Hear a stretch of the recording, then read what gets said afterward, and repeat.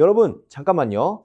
오늘 아침에 뭘 드셨나요? 커피 한 잔이셨나요? 아니면 아무것도 안 드셨나요? 사실 저는 오늘 이 질문을 드리면서 마음이 조금 무겁습니다. 왜냐면 우리가 매일 아침 습관처럼 마시는 그 한 잔이 콩팥을 살릴 수도 있고 반대로 콩팥을 서서히 망가뜨릴 수도 있기 때문입니다. 어떻게 설명드릴까요? 콩팥이라는 장기, 사실 많은 분들이 잘 모르고 지나치시는데요. 우리 몸에 콩팥이 두 개 있습니다. 작은 주먹 두 개만한 크기예요. 그런데 이 작은 장기가 하루에 약 180리터의 혈액을 걸러냅니다. 180리터면 욕조를 가득 채우고도 남는 양이에요. 이걸 콩팥이 하루도 쉬지 않고 자는 동안에도 해냅니다. 그런데요, 여러분, 우리 콩팥의 상태 사실 생각보다 걱정스럽습니다. 질병관리청이 2024년에 발표한 자료를 보면 우리나라 60대 이상에서 만성 콩팥병을 앓고 있는 분들이 10명 중 2명 가까이 된다고 합니다. 그런데 더 무서운 사실은요, 그분들의 73%가 자신이 콩팥이 나쁘다는 걸 모르고 계셨다는 겁니다. 콩팥은요, 아주 많이 나빠질 때까지 아무런 신호를 보내지 않습니다. 아주 조용히 나빠지는 장기예요. 저도 처음엔 이 사실이 잘 믿기지 않았습니다. 그런데 실제로 환자분들을 오래 보다 보니까요, 콩팥이 많이 안 좋아진 뒤에야 오시는 분들이 정말 많아요. 이미 사고 치료가율이 많이 떨어진 상태로 오시는 거예요. 그래서 저는 오늘 이 영상을 만들었습니다. 예방이 정말 중요하니까요. 오늘은 콩팥 건강에 도움이 되는 아침 음료를 5가지 알려드리겠습니다. 하지만 그냥 나열하지 않겠습니다. 각 음료가 왜 좋은지, 어떻게 마셔야 제대로 효과가 있는지, 그리고 어떤 분들은 오히려 조심해야 하는지까지 꼼꼼히 알려드리겠습니다. 그리고 마지막에는 지금 당장 드려야 하는 중요한 말씀이 있어요. 끝까지 꼭 들어주세요. 자, 그 전에 먼저 한 가지만 말씀드리겠습니다. 오늘 제가 순위를 매기는 기준이 있어요. 첫 번째 기준은 과학적 근거입니다. 단순히 몸에 좋다는 이야기가 아니라 실제 연구로 뒷받침된 음료인가. 두 번째는 60대 이상 어르신들께서 실제로 드실 수 있는 음료인가, 즉 구하기 쉽고 비용이 적게 드는가입니다. 세 번째는 안전성입니다. 약을 드시거나 기저질환이 있으신 분들께도 대체로 안전한가, 이 세 가지 기준으로 순위를 정했습니다. 그런데 잠깐 시작하기 전에 한 가지 반드시 드려야 할 말씀이 있어요.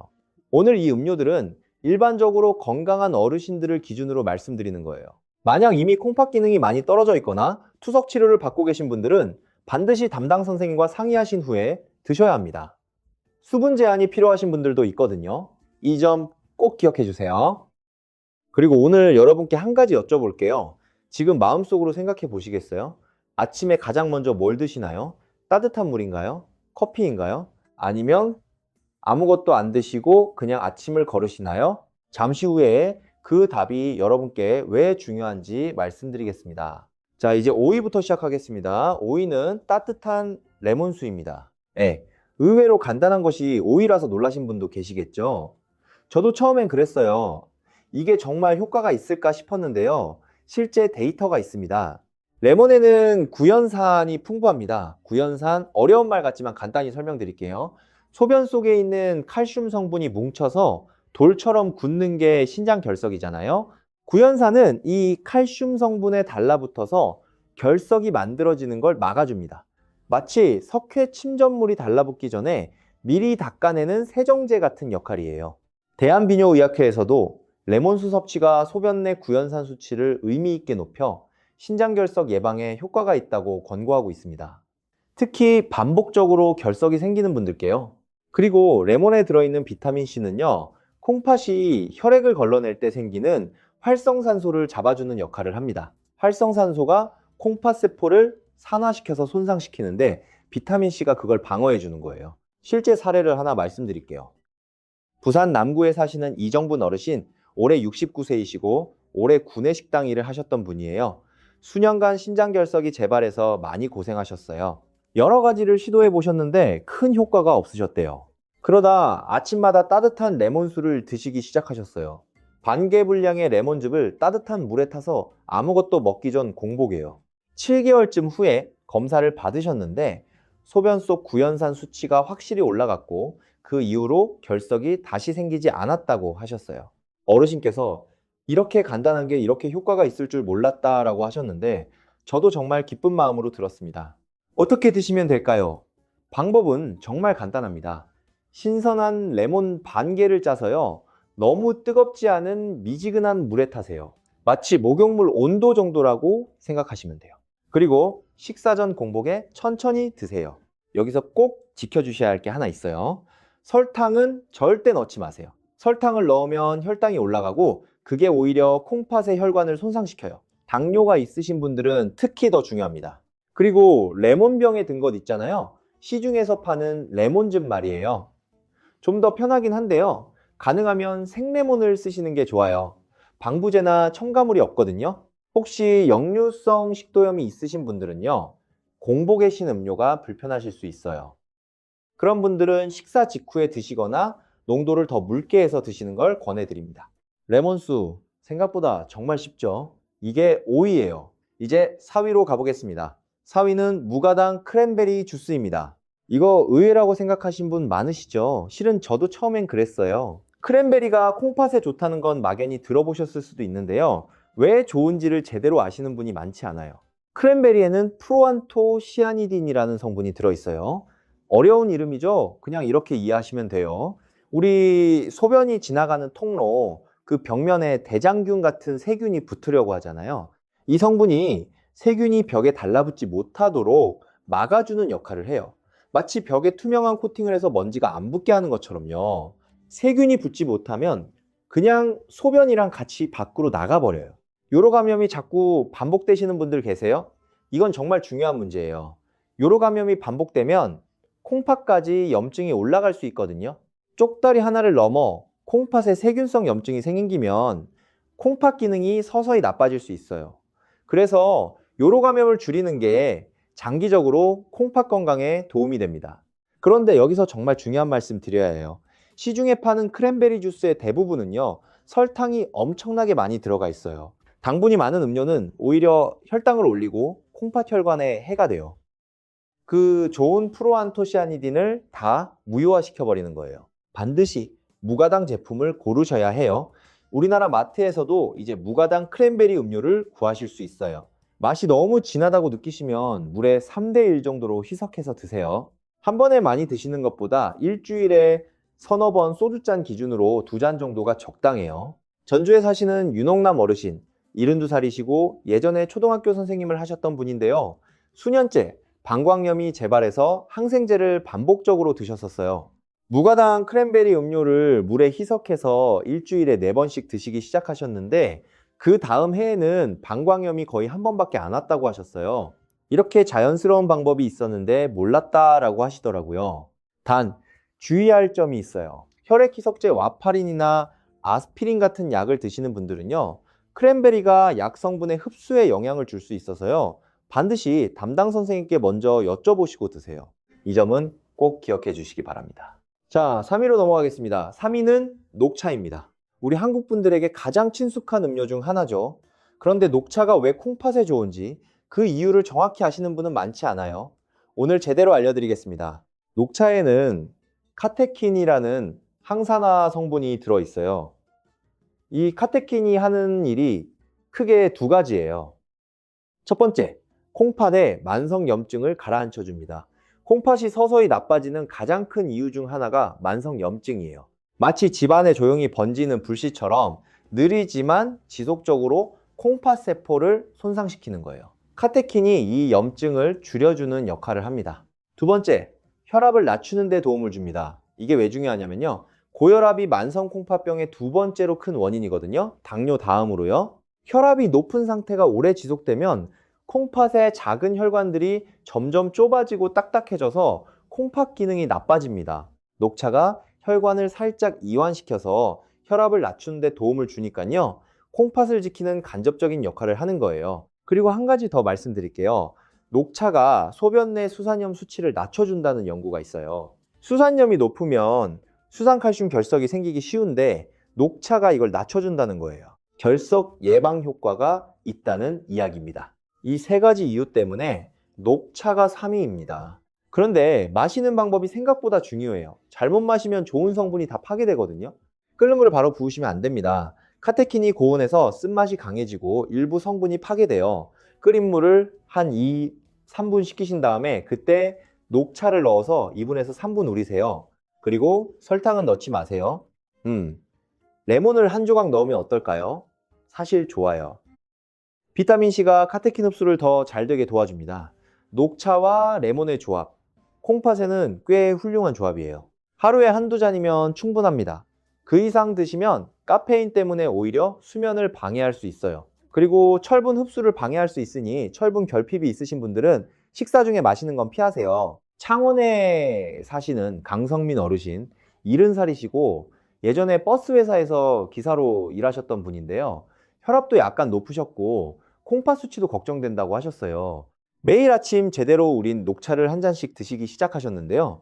1년 후에 혈압이 약간 안정됐고 콩팥 수치도 나빠지지 않았다고 하셨어요. 평생 마셔온 게 이렇게 도움이 됐다니 하시면서 기뻐하셨어요. 자, 이제 정말 중요한 말씀을 드릴 차례예요. 2위와 1위를 말씀드리기 전에 잠깐 멈추고 드려야 할 이야기가 있어요. 이건 여러분이 그동안 가지고 계셨던 생각을 하나 바꿔드릴 수도 있는 이야기예요. 사실 저는 외래 진료를 하면서 환자분들께 가장 많이 듣는 말이 있어요. 커피는 콩팥에 나쁘죠? 조심하고 있어요. 라는 말이에요. 그런데요, 이게 사실 반만 맞는 이야기예요. 잠깐 오해하지 마세요. 제가 지금 커피를 많이 드시라는 말씀을 드리려는 게 아닙니다. 한 가지 데이터를 말씀드릴게요. 세브란스 병원 신장내과 연구팀이 40세에서 69세 사이 성인 8,700여 명을 11년 동안 추적 관찰한 연구가 있어요. 이 연구에서 하루 한 잔의 커피를 꾸준히 마신 그룹은 전혀 안 마신 그룹에 비해 만성 콩팥병 발생 위험이 24% 낮았다는 결과가 나왔습니다. 놀라우시죠? 저도 이 결과를 처음 봤을 때 다시 한번 확인했어요. 연구팀은 커피의 항산화, 항염증 성분이 콩팥 손상을 예방하는데 긍정적인 역할을 했을 것으로 추정했어요. 정확한 인과관계는 아직 연구 중이지만 이 데이터는 분명히 존재합니다. 그렇다면 커피가 오늘 순위에 왜 없는 걸까요? 이유가 있어요. 커피가 순위에서 빠진 건 효과가 없어서가 아니에요. 문제는 우리가 커피를 마시는 방식 때문이에요. 대부분의 분들이 커피에 설탕을 넣거나 달달한 캔커피를 드시거나 아니면 시판 믹스커피를 드시잖아요. 거기에 들어있는 당분과 크림 성분이 오히려 콩팥에 부담을 줘요. 그래서 순수한 블랙커피, 설탕과 크림을 넣지 않은 아메리카노를 하루 한 잔이라면 콩팥에 나쁜 영향을 걱정하실 필요가 없어요. 오히려 도움이 될 수 있다는 거예요. 그러니까 커피 자체가 문제가 아니라 어떻게 마시느냐가 문제인 거예요. 이 차이. 아셨죠? 자, 반대로 이건 드셔서는 안 되는 음료 이야기도 잠깐 해야겠어요. 저는 이게 순위 안에 들어있는 음료 못지않게 중요한 정보라고 생각해서요. 여름에 시원한 달달한 음료수 드시죠? 탄산음료, 시판 과일음료, 달달한 아이스티 이런 것들이요. 사실 이게 콩팥에 가장 해로운 음료 중 하나예요. 이유를 말씀드릴게요. 당분이 많은 음료를 반복해서 마시면 혈당이 자꾸 오르내리고 그게 콩팥의 미세혈관을 손상시켜요. 당뇨가 만성 콩팥병의 가장 큰 원인이 되는 것도 이 때문이에요. 특히 시판 음료들에는 당분 외에도 인산염이 들어있는 경우가 많아요. 인산염이 많아지면 칼슘과 결합해서 뼈를 약하게 하고 장기적으로 콩팥에도 부담을 줍니다. 그래도 가끔은 괜찮지 않나요? 하고 물으시는 분들이 계세요. 물론 가끔은 괜찮아요. 하지만 매일 아침 몇 끼 식사에 이런 음료를 드신다면 얘기가 달라집니다. 그리고 안타깝게도 이게 많은 분들의 일상이에요. 그냥 지나칠 수가 없어서 말씀드렸습니다. 이제 우리 다시 순위로 돌아가겠습니다. 2위와 1위 정말 중요해요. 끝까지 들어주세요. 2위는 생강차입니다. 생강이 콩팥에 좋다고요? 이 대목에서 고개를 갸우뚱하시는 분들이 계실 거예요. 생강은 소화를 돕거나 몸을 따뜻하게 하는 거 아닌가 하고요. 맞아요. 그 효과도 있어요. 그런데 콩팥에 직접적으로 도움이 되는 이유가 따로 있어요. 생강에는 진저롤과 쇼가올이라는 성분이 들어있어요. 이 성분들이 콩팥 조직의 염증을 직접적으로 가라앉혀주는 역할을 해요. 쉽게 말하면요, 오래 일한 콩팥에 쉬었다 가라고 진정제를 살짝 놔주는 느낌이에요. 실제로 콩팥 분야의 연구들을 보면 생강 성분이 콩팥 손상 지표를 낮추고 초기 콩팥 질환이 있는 분들의 콩팥 기능을 보조하는 데 도움이 된다는 보고가 있어요. 그리고 이건 직접적 효과는 아니지만 정말 중요한 이야기인데요. 생강이 혈당 안정화에 도움이 됩니다. 혈당이 오르내리는 걸 줄여줘요. 당뇨가 콩팥의 최대 적이라고 말씀드렸잖아요. 생강이 혈당을 안정시킨다는 건 그만큼 콩팥을 간접적으로 보호해준다는 의미예요. 또 하나, 생강은 혈액순환을 촉진해요. 손발이 차고 혈액이 잘 안 도는 분들 계시죠? 생강차를 꾸준히 드시면 콩팥으로 가는 혈류도 좋아져요. 콩팥은 혈액을 걸러내는 장기잖아요. 피가 잘 공급돼야 제 역할을 할 수 있어요. 어떻게 만드세요? 방법은 어렵지 않아요. 신선한 생강을 작은 숟가락 하나 분량으로 얇게 썰거나 강판에 가세요. 가루 생강 말고 반드시 신선한 생강을 쓰세요. 가루는 성분이 많이 날아가 있어요. 그걸 물 2컵에 넣고 약불로 10분 정도 달이세요. 그리고 식혀서 드시는데 단맛이 필요하시면 레몬 몇 방울이나 작은 숟가락 반 정도의 꿀을 넣어도 돼요. 충남 홍성에 사시는 박기한 어르신, 65살이시고 농사를 지으시는 분인데요. 혈당이 높아서 콩팥 수치가 걱정된다고 하셨어요. 매일 아침 직접 달인 생강차를 한 잔씩 드시기 시작하셨어요. 몇 달 후에 손발이 따뜻해지는 느낌이 드셨대요. 그리고 혈당 조절이 예전보다 수월해졌다고 하셨어요. 밭에서 키운 생강이 이렇게 쓸 때가 있었네 라고 말씀하시던 게 기억에 남아요. 생강차 처음 드시는 분들은 좀 맵거나 자극적으로 느낄 수 있어요. 처음엔 아주 적은 양부터 시작해서 몸이 익숙해지면 조금씩 늘려가세요. 위가 안 좋으신 분들, 역류성 식도염이 있으신 분들은 공복에 드시는 건 피하시고 식사 후에 드세요. 자, 이제 드디어 1위입니다. 이게 가장 중요한 이야기예요. 1위는 과연 뭘까요? 1위는 물입니다. 뭐야, 그냥 물이잖아 하고 실망하신 분 있으세요? 저도 이해해요. 다들 알고 있는 거라고 생각하실 수 있어요. 그런데요, 오늘 제가 드리는 가장 중요한 말씀이 바로 이 1위 이야기예요. 알고 있다고 생각하시지만 사실 대부분의 어르신들이 제대로 안 드시고 계세요. 왜 1위냐고요? 간단해요. 콩팥은 물 없이는 일을 못해요. 콩팥이 하는 일이 뭐예요? 혈액 속의 노폐물을 걸러내서 소변으로 내보내는 거잖아요. 그런데 노폐물이 소변으로 빠져나가려면 일단 물에 녹아야 해요. 물이 없으면 노폐물이 녹지 않고 콩팥이 아무리 열심히 일해도 걸러낼 수가 없어요. 마치 물이 줄어든 댐에서는 탁한 진흙을 흘려보낼 수가 없는 것처럼요. 그래서 우리 몸에 수분이 부족하면 소변이 진해져요. 진한 소변이 오래 지속되면 요로 감염 위험이 높아지고 결석이 생기기 쉬워지고 콩팥이 과부하가 걸려요. 그런데 여기서 우리 60대 이상 어르신들에게 정말 중요한 사실이 있어요. 나이가 들면 갈증 신호가 약해집니다. 이게 정말 중요한 포인트예요. 젊었을 때는 몸이 물이 필요하면 바로 목이 탄다는 신호를 보내줬어요. 그런데 나이가 들면 이 갈증 신호 자체가 둔해져요. 몸은 물이 필요한데 뇌는 목이 안 마르다고 착각하는 거예요. 그래서 많은 어르신들이 모르는 사이에 만성적으로 수분 부족 상태에 계세요. 이건 여러분의 잘못이 아니에요. 몸이 그렇게 바뀌는 거예요. 문제는 이 수분 부족이 단지 콩팥만의 문제가 아니라는 거예요. 잠깐, 이건 꼭 드려야 할 이야기인데요. 여러분 몸의 혈액이 어떤 상태인지 생각해 보신 적 있으세요? 수분이 충분하면 혈액이 맑고 잘 흘러요. 그런데 수분이 부족해지면 혈액이 끈끈해지고 농도가 올라가요. 이 끈끈해진 혈액이 심장에서 온몸으로 나가려면 심장이 훨씬 더 세게 펌프질을 해야 해요. 연구에 따르면 탈수 상태에서는 심장의 부담이 2.3배 이상 커진다고 합니다. 이 상태가 오래 지속되면요, 혈관이 막힐 위험이 높아지고 심근경색이나 뇌졸중으로 이어질 수 있어요. 즉, 물을 충분히 안 마시는 게 콩팥 문제만이 아니라 심장과 뇌혈관 건강에도 직결되는 문제예요. 우리 몸은 콩팥, 심장, 혈관이 서로 연결되어 있어요. 한 군데가 무너지면 다른 곳도 흔들려요. 그래서 물이 1위인 거예요. 그러면 어르신들은 하루에 물을 얼마나 드셔야 할까요? 일반적으로는 하루 1.5리터에서 2리터, 컵으로 하면 6잔에서 8잔 정도가 권장량이에요. 물론 더운 날이나 운동을 하신 날은 더 드셔야 하고요. 그런데 여기서 중요한 게 있어요. 한꺼번에 많이 드시는 게 아니라 조금씩 자주 드셔야 해요. 아침에 일어나서 한 잔, 아침 식사 전에 한 잔, 이런 식으로 하루 내내 조금씩 나눠서 드세요. 아침에 기상하자마자 스마트폰 보기 전에, 세수하기 전에 먼저 물 한 잔을 드세요. 이게 일위 음료의 시작이에요. 밤새 자는 동안 콩팥은 쉬지 않고 일했어요. 아침에 일어나면 몸은 이미 약간 수분이 부족한 상태예요. 첫 번째 물 한 잔이 밤새 진해진 소변을 씻어내고 콩팥을 깨워주는 역할을 해요. 차갑고 얼음 넣은 물보다는 상온의 물이나 따뜻한 물이 더 좋아요. 차가운 물은 위장에 자극을 줄 수 있어요. 우리 전통적으로 따뜻한 숭늉이나 미지근한 물을 마신 게 사실 건강 관점에서도 좋은 습관이었어요. 그리고 소변 색깔로 수분 상태를 확인할 수 있어요.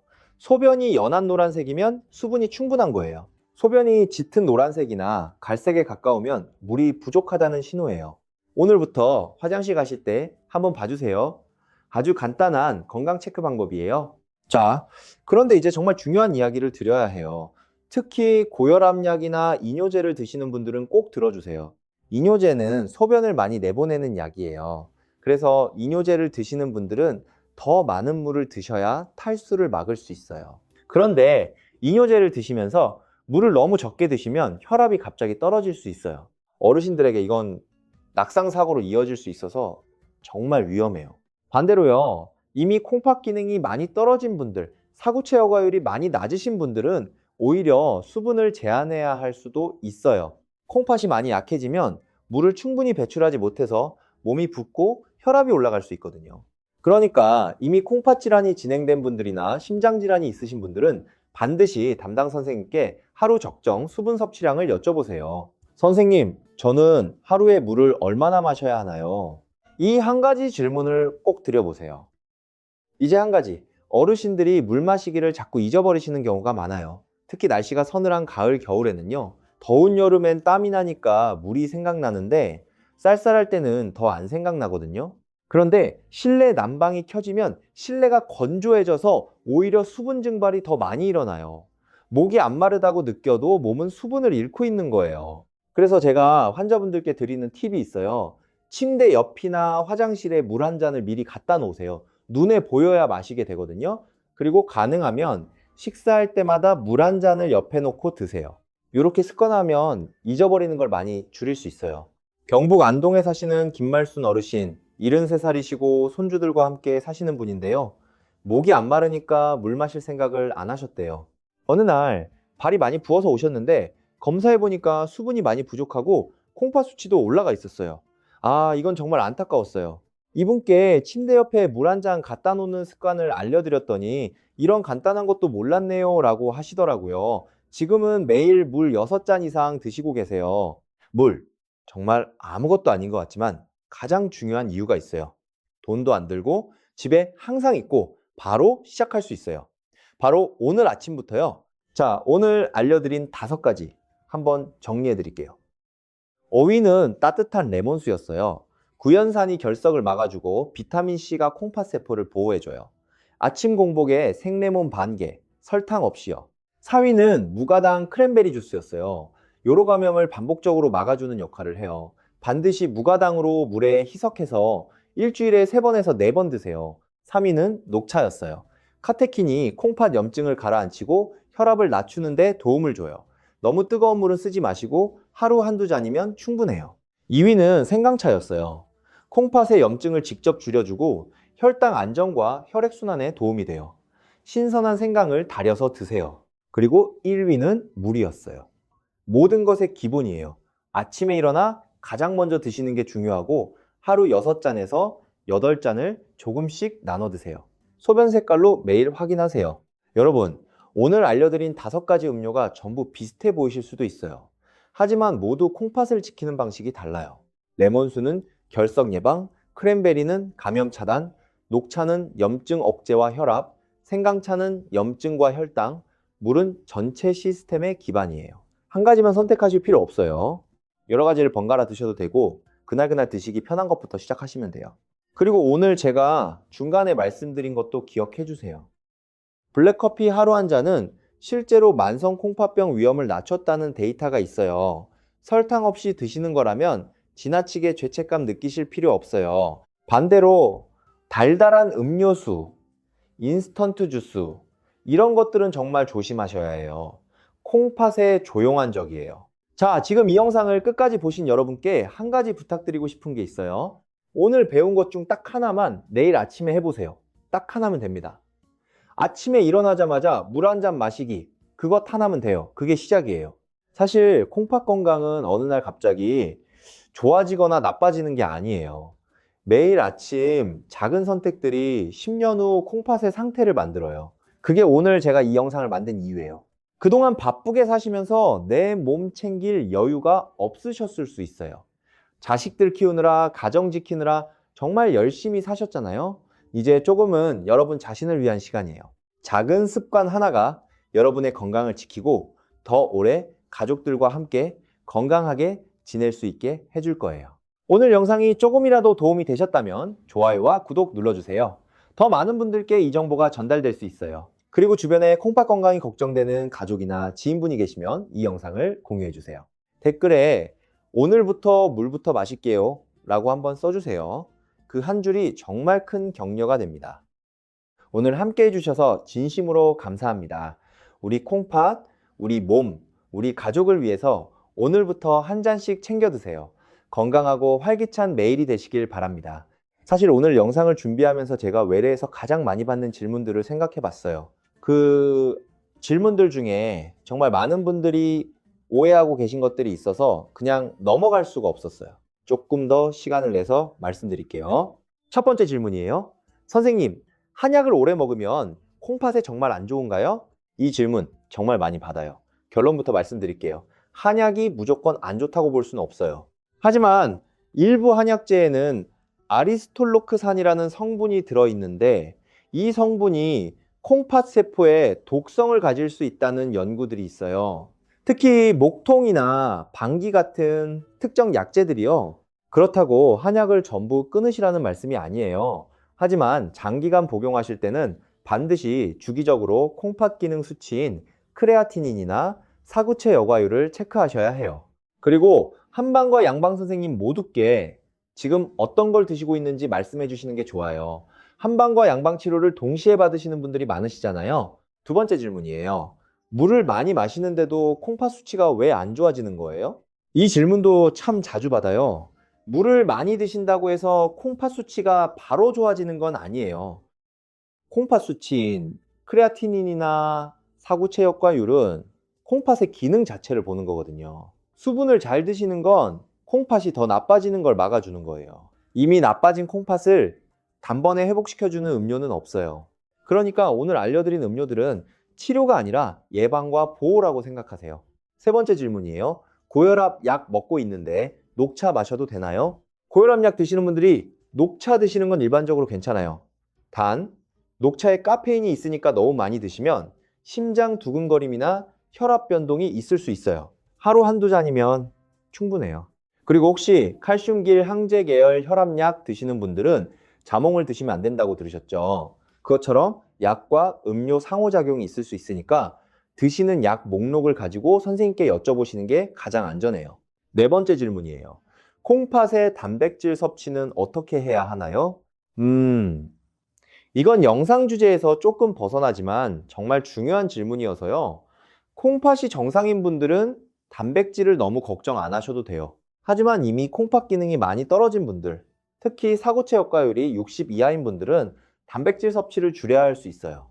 단백질이 분해되면서 생기는 노폐물인 크레아티닌이나 요소를 콩팥이 걸러내야 하거든요. 콩팥이 약해진 상태에서 단백질을 너무 많이 먹으면 콩팥에 부담이 가요. 그러니까 본인의 콩팥 수치를 아시는 게 정말 중요해요. 검사 한번 안 받아보신 분들 다음 건강검진 때 꼭 받아보세요. 사구체 여과율이라는 수치가 나오거든요. 이 수치가 60 이상이면 일반적으로 괜찮은 거고 60 아래면 콩팥 관리를 좀 더 신경 쓰셔야 해요.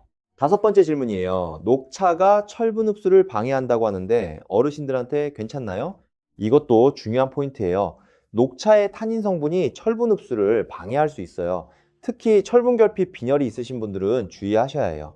가장 좋은 방법은 식사 중이나 직후에는 녹차를 피하시고 식사와 식사 사이에 드시는 거예요. 공복에 드시거나 식후 1시간 이상 지난 후에 드시면 철분 흡수 방해를 많이 줄일 수 있어요.